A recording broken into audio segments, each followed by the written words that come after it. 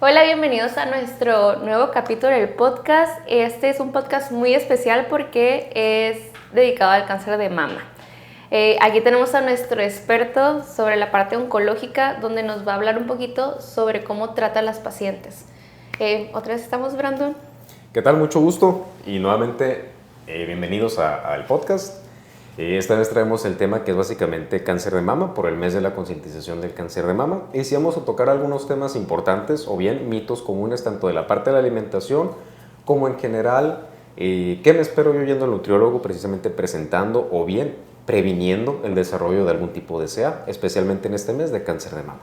Entonces vamos a tocar algunos temas, algunos mitos, algunos datos curiosos que a lo mejor se desconocían y cómo precisamente tenemos que entender un poquito más el cáncer para poder comprender su tratamiento, hablando de la parte nutricional también.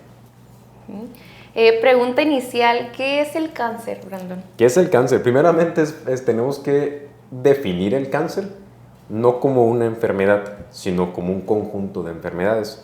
¿Por qué? Porque decir que el cáncer es una sola enfermedad no es así. Hay muchos tipos de cáncer, hay más de 100 tipos de cáncer.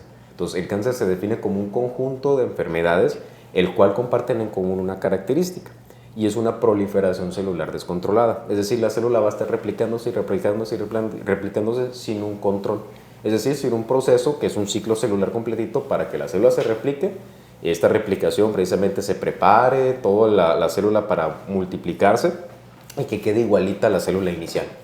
Y dentro de ese proceso tiende a haber algunas fallas, pero para esas fallas tenemos mecanismos que evitan esas fallas. ¿Ok? Entonces, para entender el cáncer en sí, tenemos que también entender el ciclo celular, es decir, que es una célula en general, ¿no? La célula en general, para entender un poquito y aterrizar con el cáncer de mama, como repetimos, tenemos sus ciclos.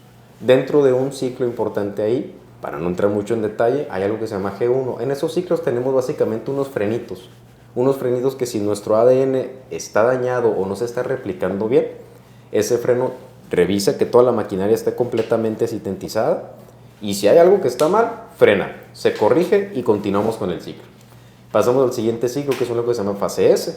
En esta fase S va a haber una replicación nuevamente y tenemos un gen, que este es muy importante, que es básicamente un gen supresor de tumores. Es decir, el que va a poner el freno para que un tumor, si así lo queremos ver, se genere. Es decir, que la célula dañada se replique y esa replicación, proliferación descontrolada nos genere precisamente un tipo de cáncer. Ese gen es muy importante, se le conoce incluso como el guardián del genoma. ¿Por qué? Porque ese es el freno que va a decir, ok, mira, está replicado esto 2 veces, eso está replicado 3. ¿Sabes qué? Esto no está replicado correctamente. Entonces, ese sí frena 100% entre comillas que no se genere un tipo de CA. Entonces, es importante hablar de esto porque todos nacemos precisamente con genes supresores de tumores. Es decir, esos genes siempre van a estar en nuestro ADN. Ahora, ¿por qué partimos de aquí? Porque muchas veces se dice que el cáncer es hereditario o que no es hereditario. Tenemos que entender que siempre puede existir una predisposición o una carga genética. Muy bien. Ahora, si yo tengo cáncer de mama, ¿significa que mi hija o mi nieta van a tener? No necesariamente significa que van a tener cáncer de mama, pero aumenta el porcentaje de probabilidad de que se pueda presentar. Porque el cáncer de mama se le asocia precisamente a dos principales, que son genes supresores de tumores, que es el BRCA1 y el BRCA2. Se podría decir que son los más comunes. ¿Qué pasa? Que si yo precisamente nazco ya con una carga genética a que hay una falla en estos dos frenitos que decimos, sí tiendo precisamente a tener esta carga genética para la siguiente generación. Ahora, ¿significa, repito, que voy a tener CA de mama? No necesariamente. Tenemos que entender que nadie en el mundo estamos exentos de presentar ningún tipo de CA. Es decir, todos podemos presentar algún cáncer en nuestra vida. Nadie está exento. Entran en juego precisamente carcinógenos, que los carcinógenos podemos definirlo como cualquier sustancia química, biológica o física que tenga a generar cáncer o sea potencialmente causante de cáncer en seres humanos. Es por eso que también tenemos lo que se llama protoncogenes. Es importante esto, ¿por qué? Porque ese protoncogen, si se expone precisamente al carcinógeno, causa una mutación que lo hace oncogen y ese oncogen me genera cáncer. Se podría decir que el oncogen es el que me va a generar el CA y el gen supresor es el que va a frenar que se genere el CA. Y CA significa cáncer, ¿ok? Entonces, ¿qué pasa? El oncogen yo no nazco con ellos, yo no voy a heredar oncogenes. Yo heredo protoncogenes porque estos protoncogenes son importantes para la replicación celular. Si yo me expongo a carcinógenos constantemente, yo estoy dañando o jugando a dañar a mi ADN. Para eso existe toda una maquinaria y todo un sistema dentro de la célula que previene precisamente que esa replicación errónea se genere. Y es decir, si la célula ya se replicó y está dañada, todavía contamos con otro mecanismo de defensa. Bueno, es un mecanismo de defensa para el cuerpo que es básicamente la apoptosis. Que la apoptosis va a decir, ¿sabes qué? Soy una célula que sé que está dañada, si me replico puedo causar más mal que bien, y la célula se autodestruye. ¿No? Es una muerte celular programada. Y esta es muy importante precisamente para evitar que una célula prolifere, es decir, que migre o en general empiece a crecer de una manera descontrolada. El detalle con el cáncer de mama es que también está cerca de ganglios muy importantes, lo cual puede permitir más fácil su proliferación o bien una metástasis. ¿Tienes alguna duda o algo que me quieras preguntar, Angélica? Porque siento que engañé mucho a lo mejor a la gente. ¿Cómo influye la parte de la epigenética en el cáncer? Porque mencionas de que realmente es la parte multifactorial, que es muy importante el cómo llegan y que pueden influir muchas cosas. Entonces, ¿cómo puede llegar a influir la epigenética? Por ejemplo, sabemos que la genética es básicamente mi manual de instrucciones en mi cuerpo, ¿no? Es decir, ¿sabes qué? Esta célula va a ser para qué? Va a estar destinada para generar precisamente el cerebro. Esta célula va a estar destinada para qué? Para el estómago. Y estas células del estómago van a estar destinadas para secretar moco. Cada célula tiene una función en el organismo, ¿no? Entonces, precisamente la genética se va a encargar de para qué va a funcionar esa célula. Ahora, la epigenética es como también nos vamos a expresar acorde al medio ambiente. Es decir, factores del medio ambiente que me generen un daño en el ADN y que se exprese de una manera a lo mejor no deseable, ¿correcto? Entonces, ahí influyen factores precisamente modificables principalmente. Hoy en día también tenemos para la prevención del CA factores que no son modificables. Ejemplo, ahorita que tome en cuenta los carcinógenos. ¿Por qué son tan importantes los carcinógenos o evitar exposición constante en ellos? Que es imposible, ¿ok? Pero es importante mencionarlo. Porque en los carcinógenos, o bien los carcinógenos, como mencionamos, son biológicos, son químicos y son físicos. Ejemplos de físicos, los rayos UV del sol. Ejemplo de químicos, precisamente el asbesto, ¿no? También tenemos en biológicos, hablamos de virus o bacterias. Una bacteria que podemos mencionar, la E. coli. Un virus que podemos mencionar, el virus del papiloma humano.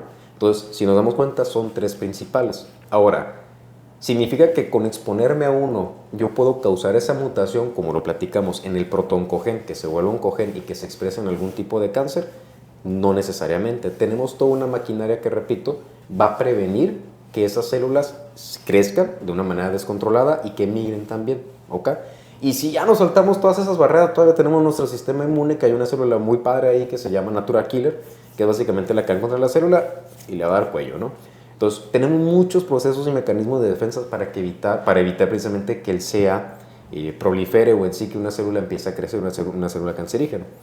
Ahora, ¿qué es un factor de riesgos que sí va a poder hacernos más propensos a generar algún tipo de CA? Es el conjunto o el cóctel de todo, ¿ok? Aquí hablando de la ciudad en donde residimos nosotros, la contaminación es mucha en el aire, es una contaminación muy alta. ¿Juega un factor de riesgo? Claro que lo juega como factor de riesgo, ya que todo este tipo de sustancias sí generan un daño precisamente en el ADN, ¿correcto? Que recortando los telómeros o bien generando daños en estos mismos. Entonces, sí juegan como un factor de riesgo que tenemos que tener en cuenta ello. Pero a ver, ¿qué puedo hacer yo? Pues no puedo dejar de respirar. No puedo a lo mejor traer una mascarilla súper profesional para todos lados. Que se puede, ¿no? Pero socialmente a lo mejor no sería lo más adecuado. ¿Puedo yo, por ejemplo, en temporada de verano evitar exponerme al sol? Sí puedo, pero no va a ser al 100%. Ahora sí necesito la luz solar también para la vitamina D, exactamente, para su activación, etc.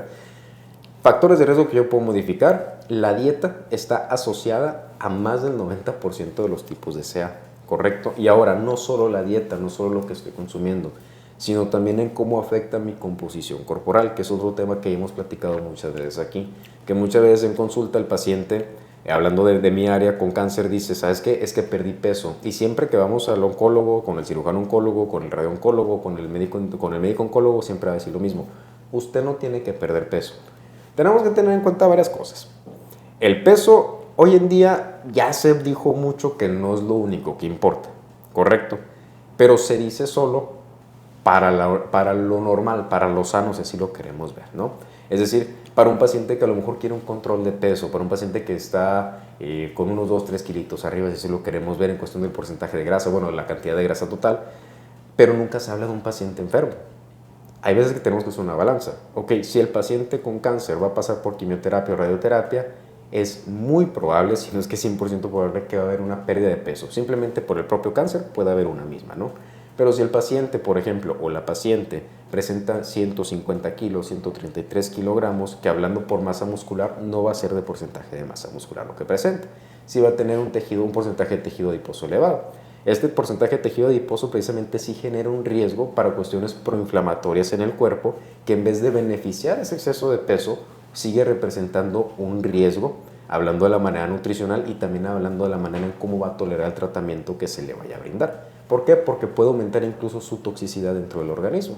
Es por ello que también siempre se le tiene que dejar en claro a la paciente y al paciente también, porque los hombres también podemos presentar cáncer de mama, solo que las cifras son muy bajas. Es importante decirle al paciente o a la paciente en este caso, usted puede perder peso, porque claro que lo va a hacer al cambiar sus hábitos alimenticios, a tener un mejor control precisamente en lo que está consumiendo y en lo que no, se puede llegar a perder peso y es una pérdida de peso favorable, no desfavorable para el paciente. Si la paciente hace ejercicio, que también el ejercicio juega un papel muy importante para tolerar mucho mejor el tratamiento, aparte para tolerar mucho mejor el tratamiento, también para expresar precisamente cuestiones antiinflamatorias, disminuye la fatiga, el tiempo de fatiga que va a presentar la paciente después de la quimioterapia. O sea, son muchos beneficios que tiene el paciente incluso en el control de peso, independientemente de que tenga cáncer, ¿correcto? Ahora, tomando el tema nuevamente de la alimentación, si yo me expongo al aire contaminado, que es algo que no puedo evitar, si yo no puedo evitar, por ejemplo, exponerme constantemente a la luz del sol, si aparte de ello, si me maquillo, si igual estoy expuesto precisamente a disruptores endocrinos constantemente, bueno, a lo mejor eso sí lo puedo controlar precisamente de mejor manera. Pero no es lo mismo tener 3 factores de riesgo a también sumarle lo que estoy consumiendo, lo que estoy bebiendo, mi porcentaje de grasa, el porcentaje de grasa elevado, mi grasita visceral también el índice está elevado. Son más factores de riesgo que juegan un rol muy importante para generar un tipo de CA o no generar algún tipo de CA. Hablando de cáncer de mama, la obesidad y el sobrepeso sí juegan un rol como factor de riesgo para el cáncer de mama. Yo creo que hay mucho que tocar, ¿no? en esta parte. O sea, a mí no me toca tratar a los pacientes tal cual cuando están ya en el proceso de cáncer de mama o ya sea en quimioterapia, pero sí me toca la parte de prevenirlo. Es importante que obviamente va a ser un factor muy importante lo de la obesidad y el sobrepeso, porque son glándulas endocrinas, al fin y al cabo están secretando mucho lo que viene siendo los estrógenos. Entonces es importante llegar a un muy buen peso saludable y que realmente estés con tu masa muscular bien y tu tu grasa también en un rango normal, porque realmente pues también se ocupa, ¿no?, para realizar las hormonas. Pero algo que también, otra de las cosas que mencionó sobre los disruptores, al paciente yo no llego y le digo toda la información porque a veces como que se satura, entonces como que ya en la segunda es como que sabes que a lo mejor sí empezamos a liberar un poquito más de los disruptores endocrinos. Los disruptores endocrinos que menciona Brandon son aquellas sustancias tóxicas que en el hígado no se van a eliminar totalmente. Entonces, eso estamos hablando en las mujeres precisamente. Ajá. El uso mucho de los perfumes, de los cosméticos de belleza, que siempre tenemos que estar leyendo específicamente qué es lo que tiene, porque a veces nomás nos lo colocamos y al final al cabo, les digo, en la mujer una rutina muy extensa de que a las 8 de la mañana empieza la rutina de que, ¿sabes qué? Me voy a meter a bañar, entonces como que, me voy a echar el exfoliante, luego que la cremita, luego que algo para el cabello, luego que el skincare, o sea, todo es como, estás expuesta desde las 8 de la mañana y eso, aparte de lo que tú vas a dar tu transcurso de trabajo a la escuela, entonces ahí ponemos más de 400 tóxicos, pero pues gracias al cuerpo tenemos nuestro metabolismo, ¿no? O sea, de que trata de apagarlo, ¿no? O sea, de funcionar. Pero les digo, es como si fuera un carrito. O sea, si vas a estar en ese carrito con muchos baches, o sea, trata de darle mantenimiento. O sea, estar yendo a consultas, estar quitando, a lo mejor minimizar tu rutina, más que nada eso. O sea, minimizar la rutina, saber qué es lo que, esos tóxicos que yo me voy a estar exponiendo. Es muy común, por ejemplo, en el perfume. Yo siempre le digo a los niños, el colocar el perfume realmente en la ropa, y uno a veces, ¿qué es lo que hace? Se lo coloca en la piel, entonces la piel es un órgano muy grande, entonces ¿qué pasa? Se absorbe, entonces a eso se le llaman senoestrógenos, ¿ok? Entonces esos van a metabolizarse en forma de estrógenos al fin y al cabo. Entonces sí hay que empezarlos a eliminar o ya sea minimizarlos, irlos retirando poco a poco, pero sí. A veces es mucha información al paciente y es como que, a ver, Poquito a a lo poquito la mejor, vas soltando, a lo mejor en la otra consulta vamos quitando los plásticos, en la otra consulta, ¿sabes qué? Ahora ya nada de velas, nada de perfumes, o colocarlo de una manera correcta, utilizar productos ya libres de... Ahorita que mencionas eso de los plásticos, algo que ya hemos platicado aquí precisamente en los podcasts, es que a veces podemos caer en la creencia de que, oye, pues entonces todo me hace daño. No es en sí de que todo te haga daño, sino que también tenemos que tener en cuenta que el ser humano se está adaptando poquito a poquito y ahorita la mercadotecnia y en general muchas cosas van saliendo precisamente a la demanda de la gente. Hablando yo por lo que puedo mirar, no compro maquillaje, pero yo me doy cuenta cada vez que he ido a la DAX que cada vez veo marcas de maquillaje como yo lo miraba cuando acompañaba a mi mamá, por ejemplo, ¿no? Entonces, igual las marcas coreanas, igual marcas a lo mejor de Estados Unidos, igual hay mucha demanda lo que hay hoy en día, que precisamente a lo mejor no tenemos una completa fuente de investigación en donde uno puede decir, ¿sabes qué? Esta sustancia, y muchas veces esa sustancia va a ser potencialmente cancerígena precisamente en 10 años, o a lo mejor en 15, o a lo mejor en 20. Entonces, todas las sustancias en sí, todo en el universo es química, pero hay sustancias que por sí solas pueden causar mayor daño precisamente en el ADN o en general, como menciona Angélica, en cuestión de la parte del estrógeno, va también relacionado con esto, pero también la parte de la alimentación. La alimentación, tenemos que tener en cuenta que la parte de la grasita visceral sí juega un papel muy, muy fuerte para el generar precisamente niveles de estrógenos, o hablando precisamente ya en sangre estradiol elevado. En pacientes masculinos, mayor grasita visceral significa menor testosterona muchas veces porque se aromatiza, es decir, se transforma, por así decirlo, en estrógeno. Es de manera coloquial como lo estoy mencionando, ¿no? Y estos niveles precisamente pueden ser causantes de otro tipo de cánceres. Otra de las cosas y de las preguntas que a veces hacen en consulta, entonces, ¿existe un remedio? O sea, o que llegan como por la receta mágica o quieren una dieta exacta para prevenirlo. O sea, ¿te ha tocado en consulta? ¿Cuál? Sí. De hecho... ¿O cómo llegan las pacientes? O sea, voy a platicar de 4 testimonios, sin mencionar nombres ni entrar en detalle, nomás en cuestión de las experiencias. La primer paciente que yo atendí con cáncer de mama era una paciente que se encontraba ya en remisión. Ya se la había realizado precisamente hace aproximadamente, vino conmigo en 2023, a ella se le había realizado precisamente la mastectomía total aproximadamente hace como 10, 11 años. Entonces ella aún así seguía en consultas, en control, en revisión, y ella precisamente acudía a nutrición porque quería evitar volver a tener CA. Ahora, ¿por qué quería evitar? Porque es una paciente, retomamos al inicio, que ella no entendía de dónde venía su CA. ¿Por qué no entendía? Porque decía, oye, pero es que nadie en mi familia, ni mi mamá, ni mi abuela, ni nadie, ni mi hermana, nadie ha presentado ningún tipo de cáncer, de ningún tipo. Soy la primera. Y yo, ok, yo fui atleta toda mi vida me he cuidado, he comido muy bien, mi dieta se basa en esto y esto y esto y esto, no entiendo por qué me dio cáncer. Y precisamente pasa que el paciente toda su vida fue deportista, siguió las recomendaciones que son de prevención para cualquier tipo de enfermedad y aún así detonó. Es que tenemos que tener en cuenta que la única manera literalmente de que el porcentaje de presentar cáncer sea 0 es literalmente no existiendo en este mundo, porque realmente nuestras células están en constante recambio todos los días, solo de una manera balanceada. Es por eso que no estás creciendo y disminuyendo y creciendo y disminuyendo de tamaño todo el día, y en cuestión de los órganos también, ¿no? Se le explica a la paciente precisamente esto, ¿sabe qué? Es que simplemente con una célula dañada que va a dar toda esta replicación, todo este ciclo y que precisamente tenga una evasión inmune, ya con ello se puede generar un CA. Nadie está exento a ello. Se explica, se aborda, era una paciente que ya estaba consciente había presentado CA hace aproximadamente 10 años desde que acudió conmigo, se hizo la cirugía y todo. Ella ya nomás quería precisamente acudir para una prevención.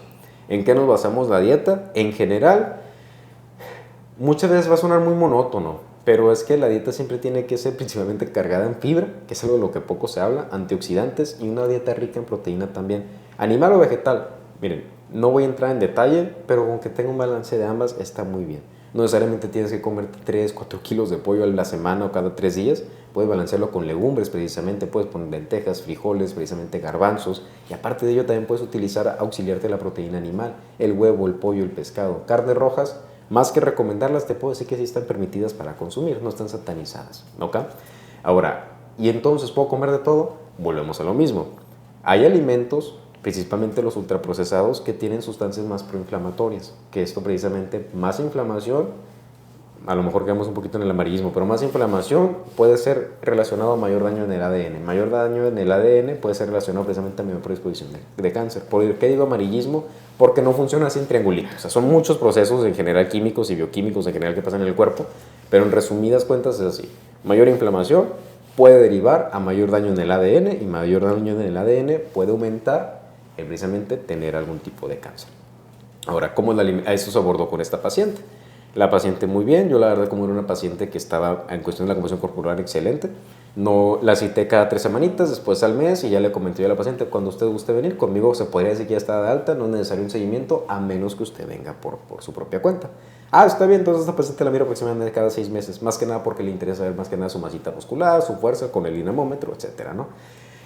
Después tuvo otra paciente con cáncer de mama, la cual estaba en un proceso de negación. Es decir, tenemos que tener en cuenta que la paciente con cáncer de mama no solo se ve afectada por la parte nutricional. Literalmente, si a mí me pusieran a hacer una escalita de qué es primero para que el paciente aborde correctamente el tratamiento médico y el tratamiento nutricional, primero yo pondría psicología, ¿ok? Pero hay pacientes que no se lo toman a bien, porque todavía existe el tabú de que el psicólogo es precisamente para la gente loca, que está mal. Pero existe este tabú muchas veces. Si al paciente lo quieres canalizar a psicología, tenemos que entender que estamos en un proceso de duelo. ¿Por qué? Porque el cáncer no es una noticia que puedas digerir en un día, 2 días, 3 días, 4 días. No. Ahora, hablando por el paciente femenino, que yo como les comento a las pacientes, digo, yo soy hombre, entonces muchas veces piensan que uno no puede empatizar. No puedo entender, es lo que yo le menciono a los pacientes, yo no puedo entender la situación que usted siente emocionalmente, puedo empatizar con lo que usted me está transmitiendo. Y es como la paciente empieza a desenvolverse un poco más. Ahora, ¿por qué no puedo entender? Porque decir la entiendo, no la puedo entender por 2 razones. La primera, porque no tengo cáncer. Y un paciente con cáncer nunca vas a entenderlo. Hay que tener en cuenta eso. Nunca lo vas a entender. Puedes llegar a comprender sus emociones y sentimientos, mas no puedes entender la situación que él está pasando y viviendo. Ahora, principalmente es la primera detonante que no puedo ahora sí que entender, ¿no? Y 2, es que al yo ser un paciente masculino no puedo entender esta parte de la importancia precisamente de las mamas, de la cuestión física, del aspecto, cómo se va a sentir ella, etcétera, etcétera. Hay pacientes que refieren, es que ya no me siento mujer. Entonces, son cuestiones que uno tiene que ir abordando y dejar que ellas se expresen precisamente, ir abordándolos con diferentes herramientas, pero es a donde vamos con lo del duelo. Es una noticia que primero puede generar negación. Dentro de esa negación después genera un enojo, una frustración, en donde no, ¿saben qué? Yo no quiero, empieza la parte de la aceptación, todo el ciclo del duelo en general, ¿no? En la parte de la negación, la paciente regularmente llega pidiendo soluciones. Es decir, no, es que yo no tengo esto, yo me voy a curar sola. Es que yo no esto. Va. Cuando llegan conmigo no voy a echar mentiras. Ha sido muy pocas las pacientes que llegan en la parte de la negación. Regularmente ya llegan en la parte de la aceptación, pero en esa transición, en donde van por soluciones y por la receta mágica. Ya cuando llegan al punto de la aceptación, ya están dispuestos a que uno les dé las instrucciones y precisamente una orientación hacia cómo debe ser su alimentación. Repito, segunda paciente iba en esta transición platicando conmigo, ella quería la receta mágica, yo le comentaba que no hay una receta mágica para prevenir el SEA tal cual, ni tampoco existe un medicamento porque ella creía que tenemos pues, básicamente la cura del SEA, pero no era así. Entonces, ya las siguientes veces que regresó, ya regresó en un proceso de aceptación en donde, ¿sabes qué? Dime cómo debo de comer, para prevenir que esto avance más rápido o bien para cuidarme y sentirme mejor yo. Así fuimos avanzando, se avanzó, sí se le hizo precisamente la mastectomía, dejó de acudir aproximadamente unos 5 o 6 meses, después se contactó conmigo nuevamente, ¿sabe qué? Es que tuve muchos bajones emocionales. ¿Acudió con el psicólogo? No. El detalle está ahí nuevamente, que si no llevan un abordaje, un tratamiento con la parte de psicología, va a haber no solo recaídas físicas, sino también emocionales que retrasen precisamente el tratamiento tanto médico como nutricional. Ahora, tercera paciente, es una paciente que ya estaba en una... No voy a hacer el cuento largo, sino que en consulta ya empezó a llorar, que se sentía sola, no se sentía apoyada.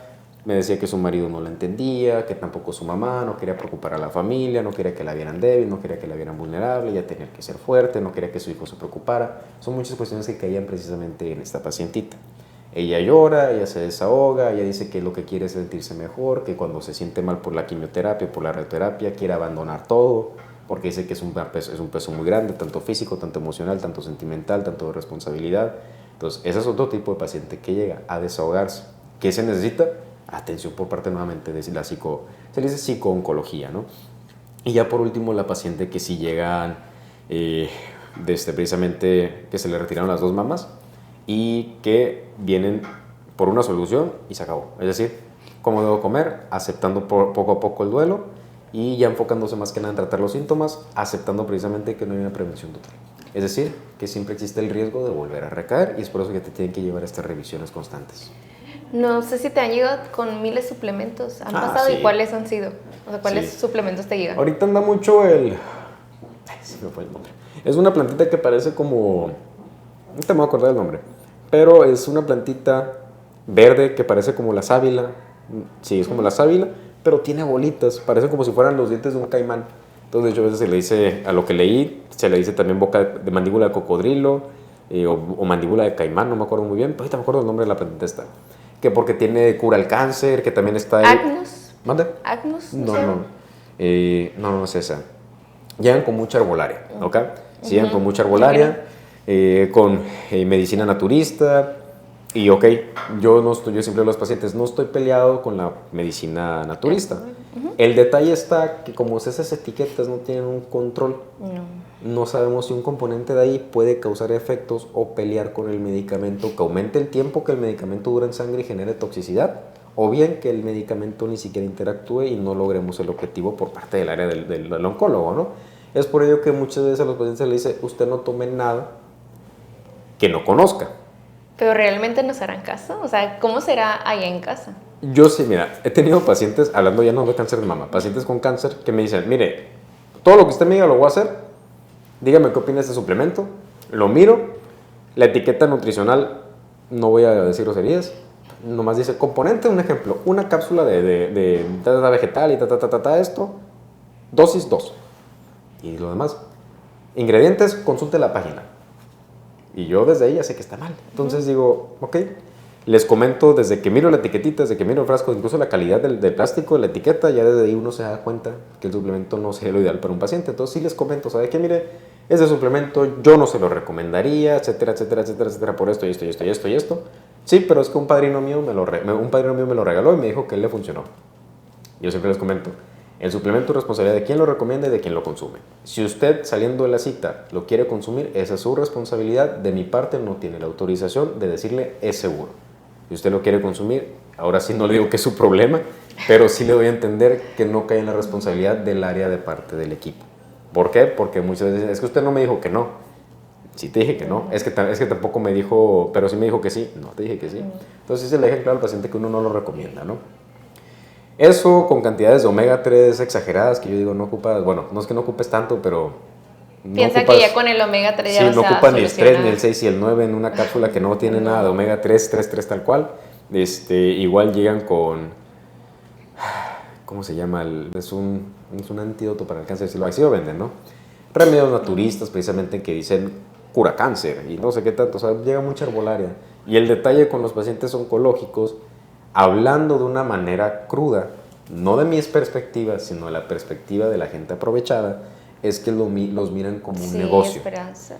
Los miran como un negocio. ¿Por qué? Se aprovechan de la vulnerabilidad de la persona, de la vulnerabilidad física y de la vulnerabilidad emocional. En donde el paciente, si tú le dices que este café de aquí tiene sustancias anticancerígenas, te lo va a creer. Te lo va a creer por la desesperación de no saber qué hacer. En donde a lo mejor el tratamiento médico se va a prolongar 1 mes, 2 meses y el paciente va a decir, ¿y en esos 2 meses qué va a pasar? Tómate esto para que no crezca el tumor. Y lo van a tomar. Sin saber precisamente que a lo mejor retardan precisamente la recuperación o bien, no que hagan que el tumor crezca más rápido, pero en sí que a lo mejor que se sientan más mal, es decir, que estén estreñidos, que tengan diarrea, que las defensas bajen por alguna infección, muchas cuestiones en general, ¿no? Entonces, a lo mejor me desvié de la pregunta que me hiciste, pero sí, hablando de la suplementación, llegan con muchas cosas.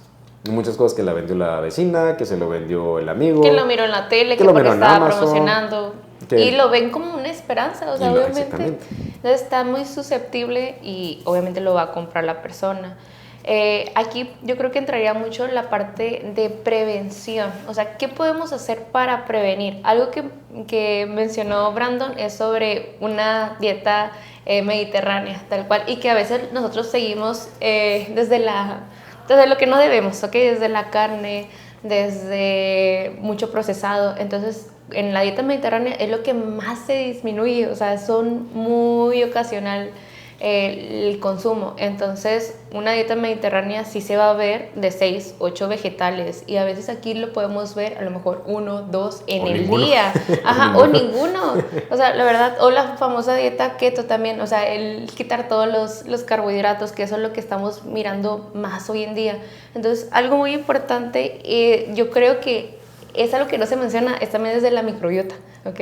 Sí. Desde la microbiota hay algo que se llama estroboloma. Entonces, el estroboloma es el conjunto de bacterias que te van a ayudar a que se vayan a deshacer todos estos estrógenos, ¿ok? Entonces, el estroboloma sí lo es todo. ¿Para qué? Para que no haya esa dominancia estrogénica. La dominancia estrogénica es demasiados estrógenos en tu cuerpo. Entonces, si hay demasiados estrógenos en tu cuerpo, ¿cuáles son los síntomas? Entonces, que desde una depresión, desde una ansiedad, síndrome ovario poliquístico, endometriosis, que estás muy elevado. O sea, el estrógeno debe ser cantidades perfectas, ¿ok? En el cuerpo. No tiene que estar ni muy disminuido ni muy alto. Si está alto, puede ocasionar los que mencioné. Si está muy bajo, ¿sabes qué? Podemos llegar a una osteoporosis, a problemas cardiovasculares. Entonces, tiene que estar son como un goterito, ¿ok? En su punto, ni muy salado ni muy desabrido.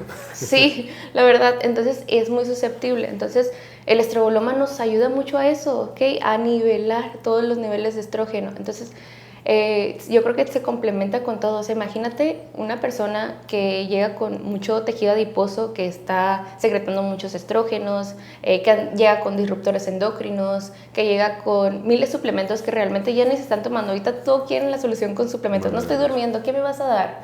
Sí, me llegó un paciente que decía eso. Oye, no puedo dormir, ya me puedo... ¿Crees que ya sea candidato para tomar melatonina? Y yo, ya hiciste una higiene del sueño, ¿qué es eso? Deja el teléfono 2 horas, deja el teléfono 2 horas. Es que si me manda mensaje, bueno, ¿ves la tele?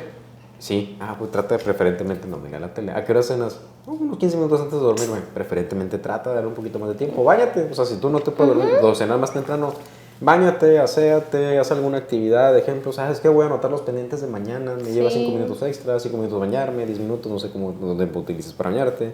Aparte yo me lavo los dientes, esto, se suman ahí 15, 30 minutos. Y apagando los foquitos. Apagando los foquitos, ajá, pon una velita. Haz lo que quieras, pero llegan ya con que quieren un suplemento para todo. Entonces, ven algo en internet y es como que ya quieren comprarlo. Entonces, les digo, hay veces que vienen 20 ingredientes y ni siquiera saben pronunciarlos. Entonces, desde ahí ya sabemos que es un indicador de no, salte de ahí, no debes de comprarlo. Fíjate que también he tenido muchos pacientes, no solo con cáncer de mama, que llegan más preparados que uno. O sea, que llegan hablándote una terminología médica que tú bien, dices, bioquímica. Tú vas a hacer la de la salud y realmente no. Pero es que volvemos a lo mismo, es por es la desesperación que tiende a caer la paciente. Yo voy a investigar de aquí que me den una respuesta. Y está muy padre eso, pero el detalle es que la sobreinformación también hace que no hagas nada. Es decir, no voy a hacer esto porque aquí leí esto y esto lo leí acá, pero usted me dijo esto. Entonces yo les comento a las pacientes, miren, no tengo la verdad absoluta porque lo que hoy digo mañana puede cambiar.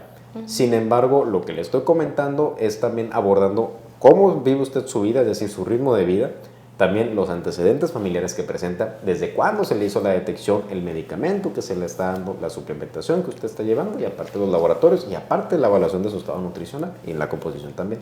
Entonces esas cositas englobadas no se las va a dar Google en ningún artículo. A usted, aterrizado todo usted. Porque yo les voy a decir una cosita, si todo fue un artículo científico, a todos los pacientes se le daría exactamente lo que diga el artículo. Y uno aborda las necesidades al momento y las que vienen también. Yo creo que también influye, ahorita que mencionas eso, o sea, me puse a analizar, ¿no?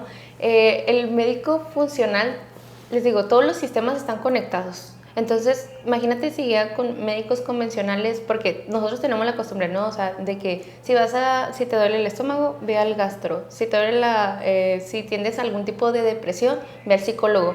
Pero realmente a lo mejor puede ir algo más en el fondo, ¿sí me explico? O sea, por eso nunca hay que basarnos solamente como que en algún tipo de indicación o algo, porque a lo mejor esa depresión que tú tenías puede ser un hipotiroidismo, puede ser una dominancia estrogénica, puede ser que tu estroboloma esté mal realmente, entonces siempre englobarlo, o sea, nunca quedarnos con lo convencional, sino irnos un poquito más. Entonces, cada paciente yo siento que es como un reto, una aventura, porque englobas todo lo que puede estar pasando y no pones como que, ¿sabes qué? Una respuesta de que si llega con a lo mejor síndrome ovario poliquístico, ya con endometriosis, ¿sabes qué? Empiezas a como que imaginar, proyectar, ¿sabes qué? A lo mejor en un futuro sí puede desarrollar cáncer de mama. ¿Por qué? Porque a lo mejor hay una dominancia estrogénica, se está muy expuesta a todos estos químicos, entonces como que empiezas como que a armar como que ese rompecabezas, entonces muy importante también el considerarlo.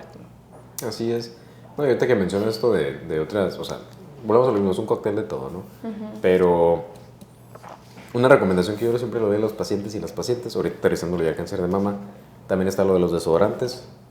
No hay evidencia científica fuerte que diga precisamente que los desodorantes sean un factor relevante para el desarrollo de cáncer de mama. Muchos pacientes me lo dicen, dejo de usar desodorante y me voy por otro que no tenga benceno. Yo les digo que no es necesario, pero al final de cuentas eso es decisión del paciente. Porque algo sí voy a decir, si algo le pasa al paciente te culpan a ti. O sea, si algo le pasa a la persona. Es que desde que me lo puse, me fui con el oncólogo y me dijo que el tumor creció, un ejemplo, ¿no? Ah, ok, y hay una señal, o sea, te señalan. Y el detalle ahí es de que, pues, que yo no soy el causante, o sea, son un conjunto de factores, por eso uno no es que se quiera deslindar, pero da una explicación y sí se le dice al paciente precisamente, esto ya queda a su criterio.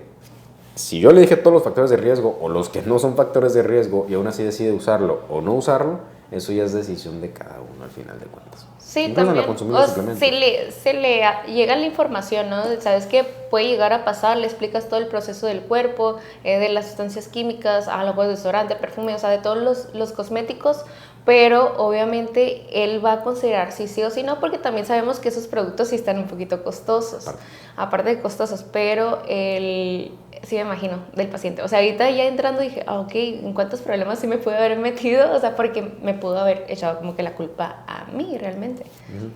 Sí, sí pasa, sí pasa, por eso lo digo. Pero es por su bien. Exactamente, sí, uno al final de cuentas es lo que busca, ¿no? La salud de las personas.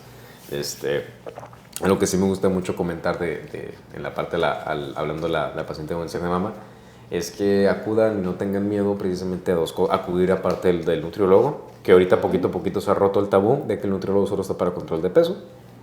Yo siempre digo a los muchachos de uni, que bueno, a los que van entrando primero y tercer semestre ahorita, que ellos tienen mucha ventaja a diferencia de nosotros, así como nosotros tenemos mucha ventaja de otros nutriólogos anteriores, en que cada vez es más común que un paciente, tanto antes de detonar alguna enfermedad y ya teniendo una enfermedad, diga, voy a ir con un nutriólogo. Que se le esté dando la importancia. Exactamente, cada vez es más común que un paciente le nazca asistir a nutrición. Y también ya cada vez es más común que un especialista canalice a nutrición. Hablando de mi parte, yo ahora estoy muy agradecido principalmente con un internista aquí en Mexicali, que él me refiere a pacientes porque los pacientes llegan con dudas y, oiga, la verdad, vayan encontrando. Yo no sé en sí de nutrición, yo estoy aquí para atender estas partes. Y la verdad, muchas gracias. ¿Cómo se llama? ¿Mande? ¿Cómo se llama? Daniel Ramírez 1, es internista, muy buen internista. A lo que voy con esto es que precisamente hay que saber también delegar muchas veces la responsabilidad también en la parte del área de la salud. No todos sabemos de todo y si queremos jugar a ser todólogos podemos afectar más de lo que nos vamos a beneficiar. Ahora, en cuestión de la recomendación, aparte de acudir al nutriólogo, rehabilitación física y también a psicología. Vuelvo a la importancia de la psicología. Algo ahorita que se llama psiconcología, repito, que básicamente es abordar al paciente oncológico del área de psicología y la rehabilitación física también oncológica. ¿En qué consiste esta? Esta consiste en el paciente que lleva radio y quimio, en la debilidad de fatiga que puede presentar, hacer los ejercicios adecuados y necesarios para tampoco cansarnos de más y que en vez de tener los beneficios que nos da el ejercicio físico, nos sintamos más agotados y no nos queramos levantar, porque eso va a hacer que digamos, no, es que ese ejercicio me siento más cansado, mejor ya no hago. Entonces es también adecuarnos a ello y que un especialista precisamente en esta área lo haga. Vienen a consulta conmigo, ¿qué ejercicios me recomienda? Yo en lo personal no le recomiendo nada porque yo sé que si le recomiendo 3, 4, 5 ejercicios no van a ir con el rehabilitador. O bien se van a casar nomás con los ejercicios y no van a hacer nada más. Y ahora tenemos que tener en cuenta que la fatiga no es algo tampoco de broma. Mientras más fatiga tenga un paciente oncológico, menos se mueve, menor movilidad, se va cansando, se va perdiendo más masita muscular y volvemos a lo mismo, es un ciclo vicioso. Entonces, obvio que si le digo a los pacientes, ejercicios que usted puede realizar preferentemente con su propio peso, con liguitas o con mancuernas de un bajo peso. No se mete al gimnasio necesariamente, porque ahí no va a haber un instructor que esté al 100% con usted y aumenta el riesgo de lesión precisamente si no tenemos una noción. Por eso siempre los canalizo principalmente con rehabilitador físico licenciado en fisioterapia. Y también para pacientes que están saliendo de cirugía. Cuando se hace una mastectomía, recordemos que se tiene que hacer una reconstrucción también. Entonces, ¿qué pasa aquí? Que precisamente se puede perder movilidad en el área donde se realizó la cirugía. ¿Qué pasa? Que la paciente empieza a perder precisamente elasticidad. Ya cuesta hacer esto hacia atrás. Llegan a un punto donde solo se mueve aquí. Y esta mano pueden retraerla perfectamente, hacer esta extensión. Y esta de aquí se queda aquí a medio camino. Entonces, ¿qué pasa? Que también esta parte del brazo va teniendo menor masa muscular, mayor debilidad y se le va perdiendo en general mayor movilidad también. Ahora, eso sin contar los linfodemas que se pueden presentar, ¿no? Pero es por ello que también tenemos que sumar al equipo siempre al rehabilitador físico.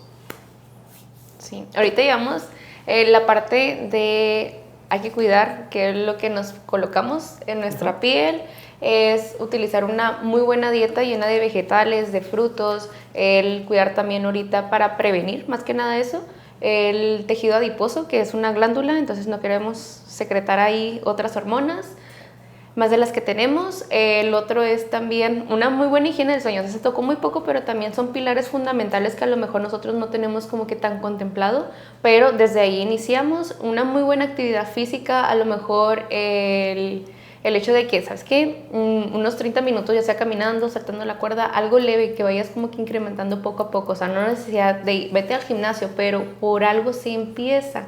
El otro, ¿cuál más de las recomendaciones? ¿Suplementos? Siempre, ¿algún suplemento que recomiendes aparte de omega 3? Yo creo que es muy bueno. La marca Lisi me gusta mucho. Ajá, sí. Lisi es muy bueno. Sí. Mira, yo a algunos pacientes incluso, a lo mejor aquí sí voy a pecar un poquito, no voy a echar mentiras. Algunos pacientes que sí, por cuestión económica, sí lo recomiendo mejor Spring Valley, de la Walmart. O sea, yo sé que es transparente y todo, pero uno se va a adecuar. El EPA y el DHA que tiene precisamente el omega 3 de esta marca es buenas cantidades. Ojo, no estoy diciendo que sea el mejor omega 3 que existe, porque no.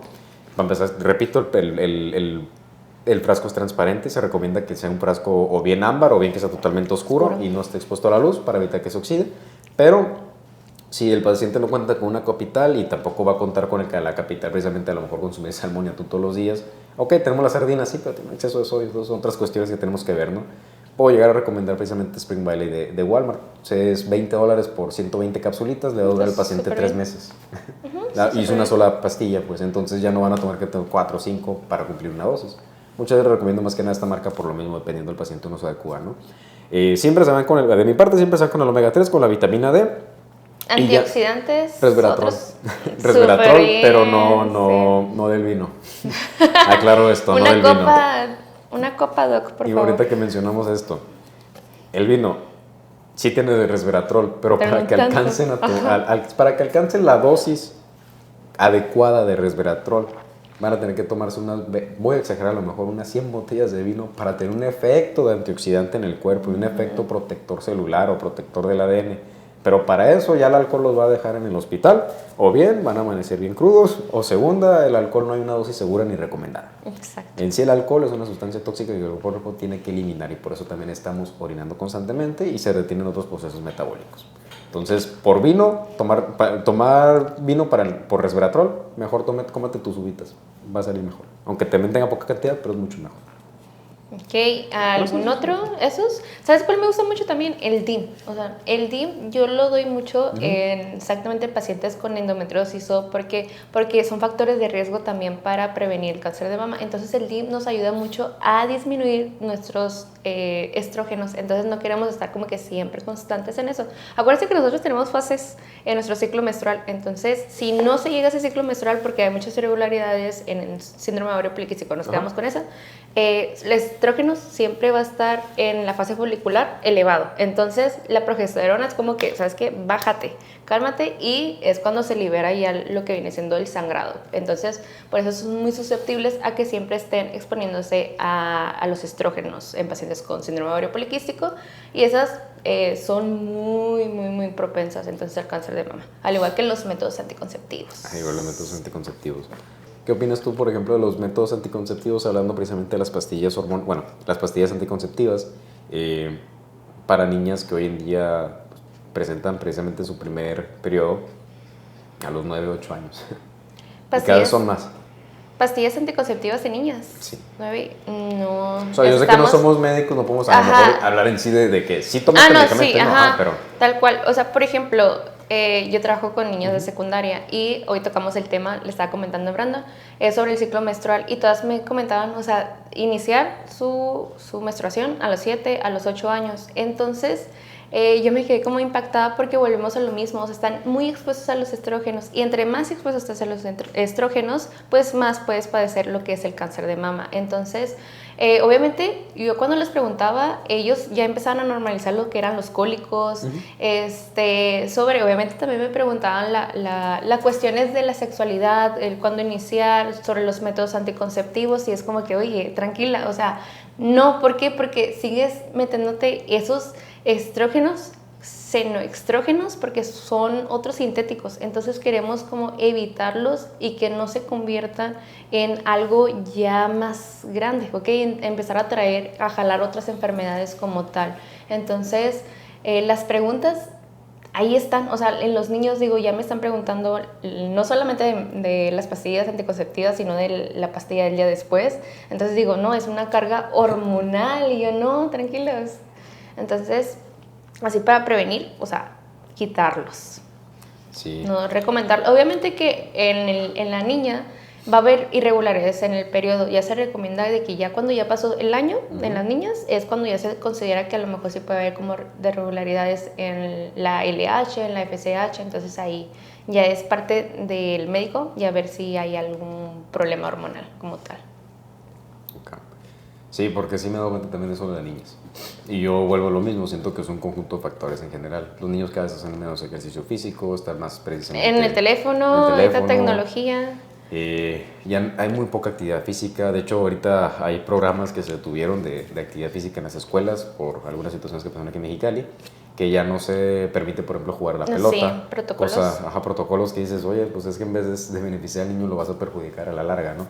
Pero hablando específicamente de la actividad física que es menor en el infante hoy en día, ya no se juega saliendo a la escuela, o bien ya la actividad en el receso es diferente. Nomás pura educación física, pueden jugar los niños con el balón, pero pues estamos hablando que nomás los niños, las niñas casi no les gusta, entonces ahí vamos perdiendo más niños con que se activen, pues. Porque recordemos que el mejor ejercicio para un niño es jugar. Sí. Tal cual, el mejor ejercicio para un niño es jugar. Oye, las pesas, claro que tienen beneficios, no voy a decir que no, pero si tú me dices cuál es el mejor ejercicio para un niño, hablando de la psicología, de su crecimiento y desarrollo, siempre va a ser el jugar e interactuar con otros niños.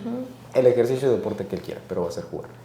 Y eso yo iba a comentar nomás en cuestión del cáncer de mama en hombres, cada vez va más aumento. No te voy a decir que va aumentando el porcentaje de una manera drástica, pero sí, por así decirlo, se miraban 2 pacientes, es un ejemplo, se miraban 2 pacientes con cáncer de mama al año, hombres, ahorita se miran al año unos 4 o 5. Entonces, hablando de la consulta de Nutri, ¿no? Y es cuando dices, a ver qué es lo que está cambiando, qué es lo que está pasando, y te das cuenta que son, de hecho, en la población media, en cuestión de edad, es entre los 40 y los 50 años el diagnóstico. ¿Qué pasa justamente en ese lapso de tiempo? La testosterona va para abajo. Y aparte de ello, también actualmente los hombres, hay factores de riesgo que también influyen mucho, que es el alcohol, el tabaquismo y el sedentarismo. Y ni siquiera del consumo de alimentos ultraprocesados de diario, que aumentan el porcentaje de grasa, volvemos a lo mismo. Entonces, las respuestas también ahí están.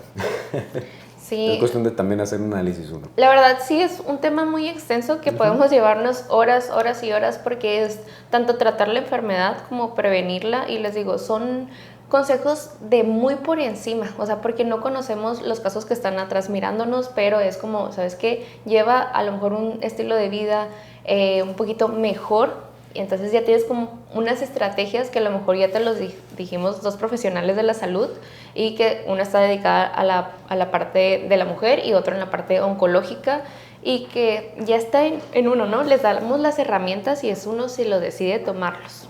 Así es. Yo como mensaje tengo la invitación para las mujeres que nos están viendo. Es la primera, elijan al profesional de la salud con las que ustedes se sientan más cómodas, pero algo que sí les hago mucho hincapié es que tampoco se queden con el profesional que solo las quiere encapsular a no acudir con otros, ¿ok? ¿Por qué? Porque no permite un abordaje multidisciplinario como lo platicamos aquí, se necesita, no es opción, es necesario. Abordar desde el área de la psicología, abordar desde el área nutricional, desde el área médica, desde el área si se va a realizar alguna cirugía, etcétera. Son muchas cuestiones a tratar, rehabilitación física, vuelvo a lo mismo. Entonces son muchas cosas que se tiene que formar un equipo en conjunto. Que si hablamos a lo mejor de gastos, capital, oye, a lo mejor me alcanza un mes para uno, un mes para el otro, pero recuerda que pequeños pasos son los que completan la carrera. Entonces es buscar precisamente el apoyo ideal, no el que no te quieran dar, ¿ok? Eso, y también recordarles que la autoexploración es muy importante. Las manifestaciones clínicas del cáncer de mama no siempre son por una bolita palpable. Hay manifestaciones clínicas que empiezan desde antes, que puede ser, por ejemplo, que se hunda precisamente el pezón, cambio en la coloración, sangrado, que ya son signos que están diciendo algo pasa. Alarmantes. Exactamente, entonces se invita precisamente a que no tengan esa vergüenza, acudan con su profesional y recuerden que la prevención siempre va a ser el mejor tratamiento. De los pilares pues que ya mencionamos, ya saben, tratar de hacer ejercicio, alimentarse bien y dormir bien, ¿ok? Para poder iniciar con algo un poquito más saludable.